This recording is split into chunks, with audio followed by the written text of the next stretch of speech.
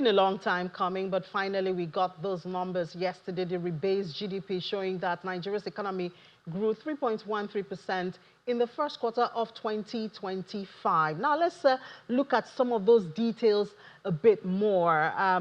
Estimates from Q1, we'll just stay on Q1, even though the base year is now 2019. That's what the NBS chose as the base year, and that's where the calculation is coming from. But let's just stay on the first quarter of this year. So we see the GDP estimate for the first quarter. Total GDP amounted to about 94 trillion naira, and that's what they told us. Agriculture did about 18, crop production, livestock, forestry, fishing, mining and quarry contributed to that.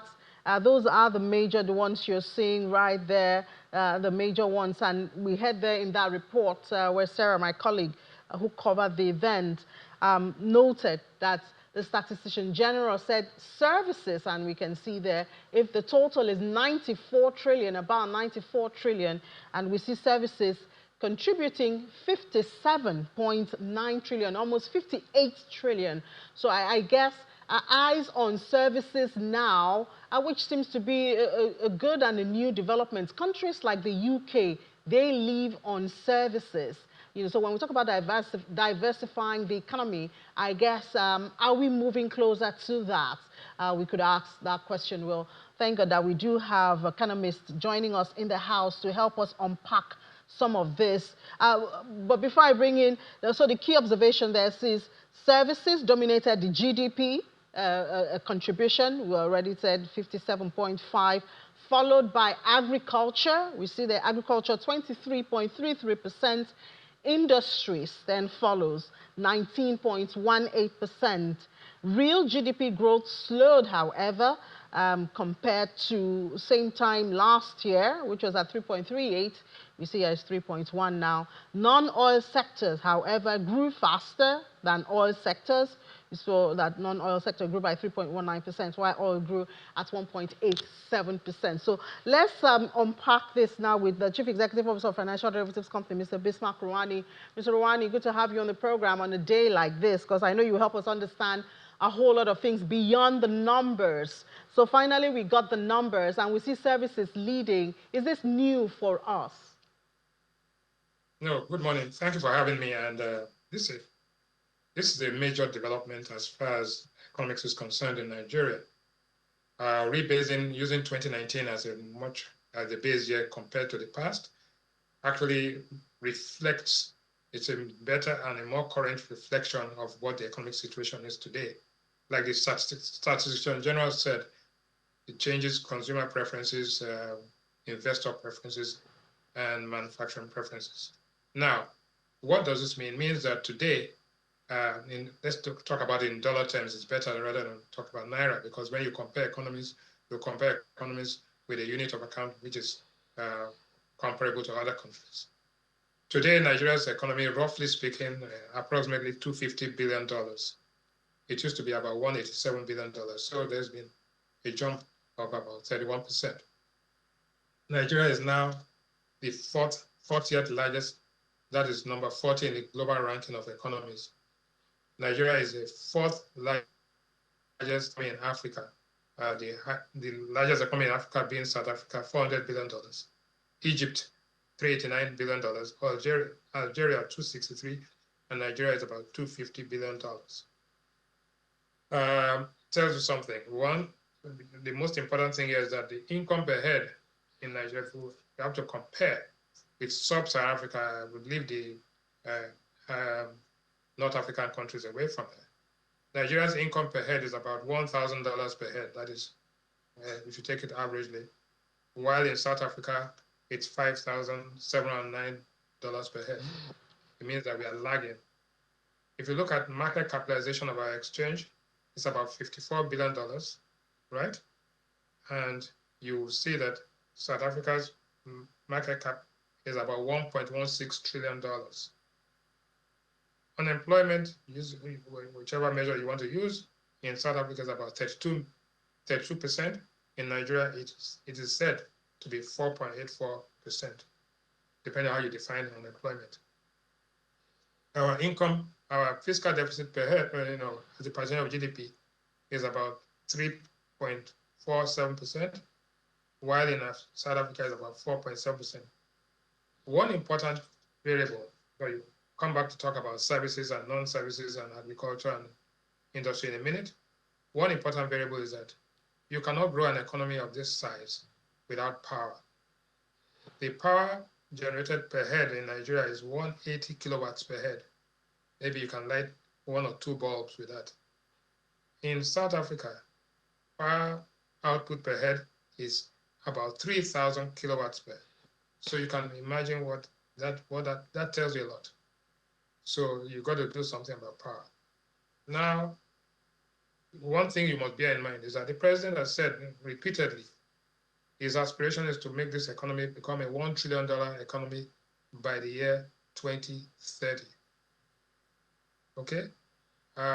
If you are to do that from $250 billion, to do that in 5 years, it means that the economy has to grow at 15%, but you are growing at 3%. So I would like us to understand the difference between leaping and limping.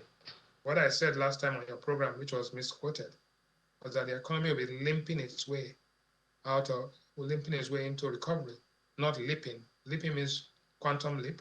Limping means you are growing in small steps.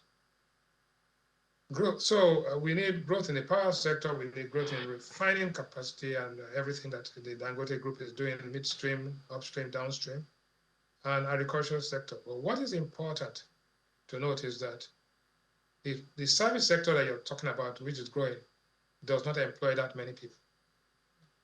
The sectors that employ people most are construction, real estate, agriculture, manufacturing, and those are the sectors that we need to emphasize. So this recalibration of our GDP focuses and brings our mind to realize that we are not a rich country. We are a country with a lot of potential, like we said, but that's an overlabored phrase. But we are a country that can become rich if only we work, and we have to make that transition from being being a natural wealth economy to becoming a natural wealth plus a produced wealth economy. That is very important to note at this time. Okay, Mr. Rwani, let's talk more about going from limping to leaping. And we've seen that the services sector is a major driver of these numbers that we see here. You say we need to do about 15%. I mean, that's so far off. But at least, let's try and see. So when we look at that services sector, we see trade contributed, I think, the second largest. The largest is actually real estate, about 16 trillion. And then we have trade, almost 15 trillion. We have construction, about 5. ICT, which was our new oil. I think the last time we talked about GDP elaborately was ICT.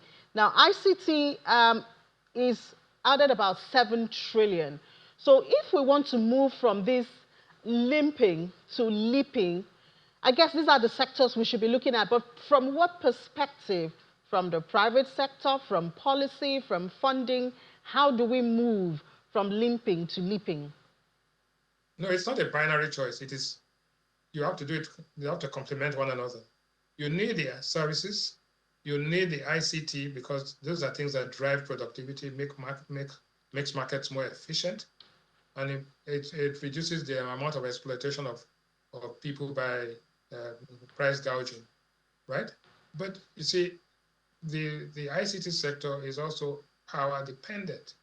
So you have to make a major decision, strategic decision about how you want to deal with power. So having said that, we must be clear in our mind that Nigeria is still an oil producing, more of a gas producing country. So we need to nurture, we need to groom that goose that will lay the golden eggs. And that's why there's a major decision by the government to invest and reinvigorate the oil sector. So not just oil, gas, the pipelines, and refining, and actually begin to export refined products rather than just export crude oil. So that tells you something. But GDP is an output measure, not an income measure. And therefore, you will continue to grow the output. You continue to, and you have to ensure that not only is the output growing, and aggressively for that matter, which you can call leaping, right? But the distribution of the income, right, must be such that even this $1,000 must be equitable and fair. We have a very high income inequality. We also have opportunity inequality. We have insecurity. Those are things that even if you grew by 30%, if you don't deal with those issues, there will be resentment in the society and you would have crisis. So one is that economic growth is not just about output measures, but it is also about happiness and welfare. So you don't want to have happy statistics and unhappy people. And happy Nigerians. Because, Well, Mr. right. Rwani, So, don't the numbers now suggest that real estate has overtaken oil in output? yes, you can say that. I mean, in terms of contribution, it depends on how you measure it. But real estate will not generate dollars for you. Oil and gas will generate dollars. So at the end of the day, you need a currency, you need to earn foreign currency to defend your own domestic currency to add values. And real estate is cyclical. In other words, is that during boom times, real estate values increase, but during times of downturns, the real estate values actually decline sharply.